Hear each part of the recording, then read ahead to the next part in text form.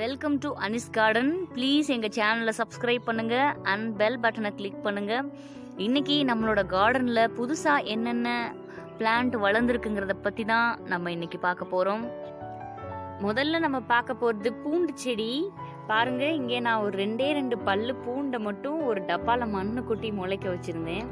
இந்த 2 பல்லும் ரொம்ப அழகாக வளர்ந்தது. இன்னொரு பல்லு பதிச்சு வச்சுருந்தேன். அந்த பல்லு அது கருகி போயிடுச்சு. பட் இந்த 2 பல்லு பூண்டு ரொம்ப அழகாக வளருது.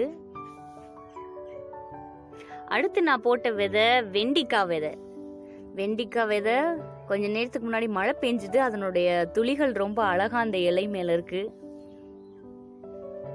வெண்டிக்காய் விதை நான் போட்ட விதை நான் ஒரு 5 விதை போட்டேன். ஸோ அந்த 5 விதையுமே முளைச்சிருந்துச்சு. ஒன்று மட்டும் பூச்சி கடிச்சு போட்டுருச்சு. ஒரு செடியை மட்டும் பூச்சி கடிச்சு போட்டுருச்சு.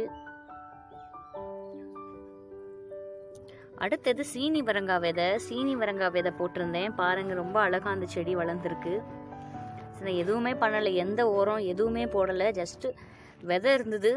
ஸோ வீட்டில் இருந்த விதையை எடுத்து வீட்டில் இந்த காய் வெட்டிட்டு இந்த விதையை காய வச்சு எடுத்து போட்டேன். அது ரொம்ப நல்லா வளர்ந்துருக்கு. நான் எங்கேயும் கடையிலலாம் போய் எந்த விதையும் வாங்கலை.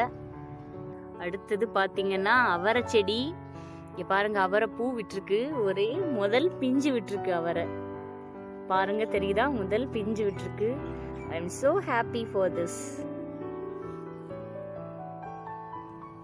சீத்தாப்பழம் சீசன் வந்துச்சு இல்லையா? சாப்பிட்டுட்டு அந்த கொட்டையெல்லாம் செடிக்கு அடியில் மேக்சிமம் நாங்கள் காய்கறி கழிவு எல்லாத்தையுமே செடி வச்சிருக்கிற இந்த மண் தரையில தான் போடுவோம். ஸோ அதெல்லாம் நல்ல ஒரு கம்போஸ்டாக ஃபார்ம் ஆகி செடிக்கு நல்ல உரமாக பயன்படும். பாருங்க, சும்மா தூக்கி போட்ட சீத்தா விதை நிறைய செடி முளைச்சிருக்கீங்க. பாருங்க, என்னோட பாவக்காய் செடி சின்னதாக வளர்ந்துருக்கும் போது நான் உங்களுக்கு ஃபர்ஸ்ட் வீடியோவில் இதை காமிச்சிருப்பேன். பாருங்க, இங்கே ஒரு சின்னதாக ஒரு காய் விட்டுருக்கு, பாகக்காய். எனக்கு பாகக்காய்னா ரொம்ப பிடிக்கும். நம்மளோட வெங்காய செடி சின்னதாக இருக்கும்போது நம்ம பார்த்தோம் இல்லையா? பாருங்க எவ்வளோ பெருசாக வளர்ந்துருக்குன்னு. வெங்காயம் எவ்வளோ பெருசாக வளர்ந்துருக்குன்னு பாருங்க.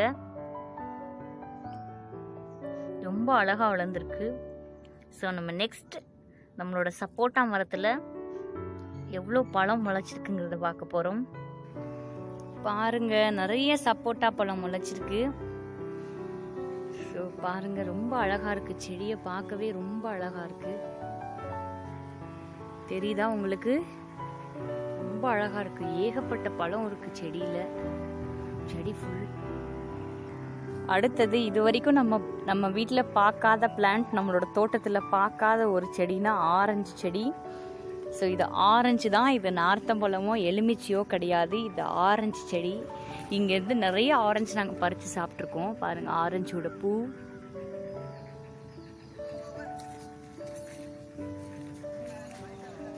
நல்ல துளிர் விட்டுருக்கு. நிறைய பூக்கள் முளைச்சிருக்கு.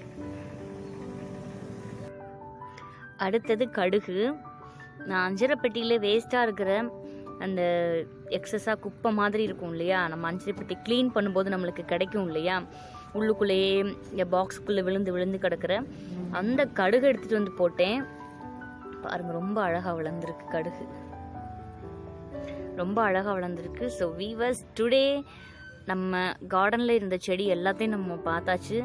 So thank you viewers, don't miss it. Please subscribe our channel and click the bell button.